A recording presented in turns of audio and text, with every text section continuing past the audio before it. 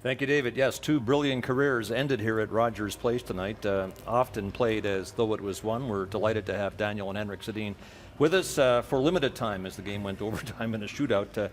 I guess we have to start with the tragedy that has gripped the country, the Humboldt Broncos bus crash last night. You guys had a dinner downtown Edmonton last night, and I know that when news broke, the room went silent. How much have you thought about it since? Oh, every second. It's just talking to the guys, Canadian, especially Canadian guys who grew up in this system where junior hockey, a lot of bus rides. It's part of their lives, and a lot of guys in that room yesterday, they knew either brothers or relatives to guys that were on the bus. It was tough. Yeah. Well, Daniel, you said to me earlier today that you recalled bus rides of 10 and 11 hours in length when you guys played junior in Örnsköldsvik in northern Sweden. It's not close to anything, so the bus rides were long. You were the Humboldt Broncos some 20 years ago. How much did you reflect on that today? Yeah, you think back, and those were the best times when you were on that bus, playing cards, talking, having fun, and you always felt safe. But when this happens, it just it breaks your heart. And like Henrik said, a lot of guys on our team knew someone, either brothers or relatives on the team. Okay, we've got a lot of tweets, questions from fans. We'll get as many as we can in tonight. Well, in fact, why don't we start with one? This is from Stephen Ongaro. Are you guys thinking of coming out of retirement? No. I guess not as hockey players. What were you thinking tonight as the seconds ticked off the clock, and then in overtime in the shootout you had your families on the bench with you?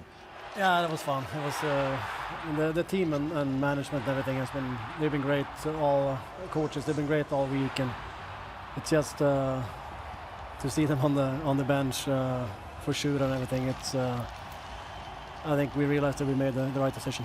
You know, tonight was special, but Thursday night in Vancouver really was magical in your final home game. It was storybook, really, and it certainly suggested to a lot of people that you have hockey left in you yet. How comfortable are you with the decision to retire?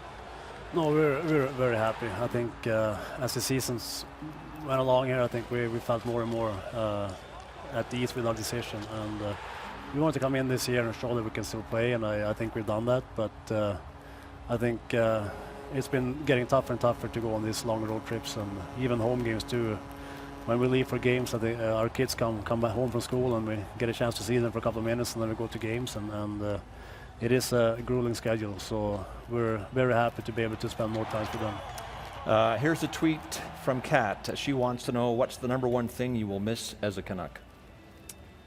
Well, Danny said we're not going to miss the road trips, but it's fun to be around the guys, and every day when you drive down to the rink, it's just sit around and chat and about different things, and practice and playing games has been the best part, to dress up and put the jersey on, and I think that's the main thing.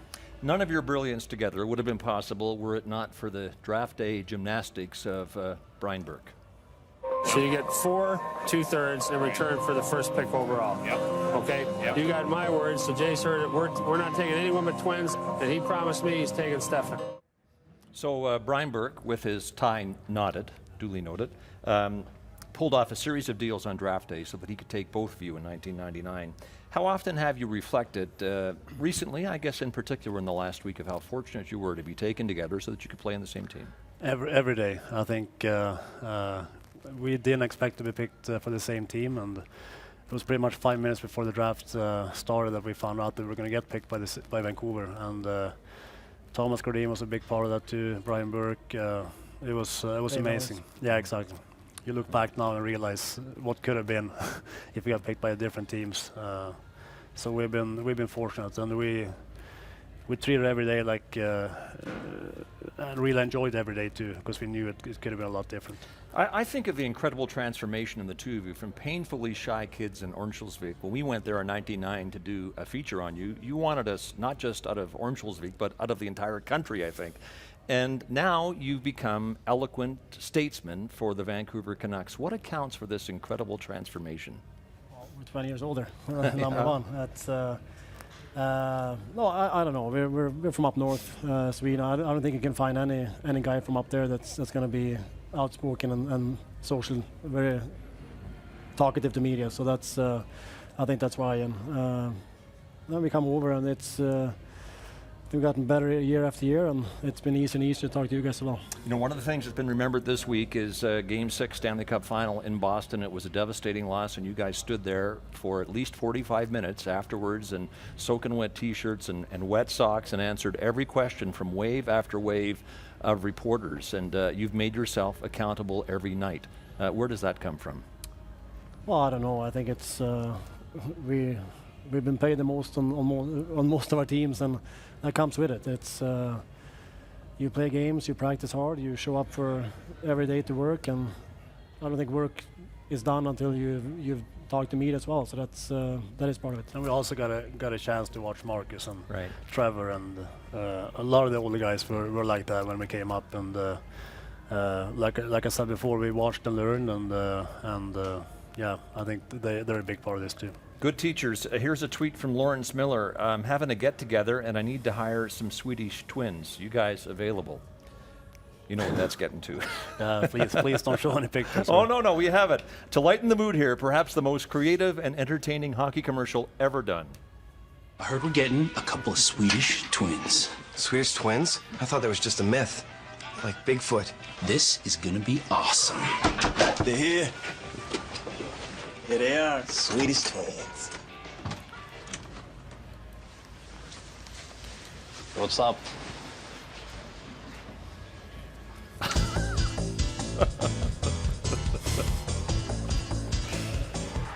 Okay, you don't have to react to that, and you didn't, but I just think it's beautiful because it points out a sense of humor that a lot of people don't see in you. You know, outwardly, you're very self-deprecating, you can make fun of yourself, and often your humor is directed at each other. We got to move here quickly.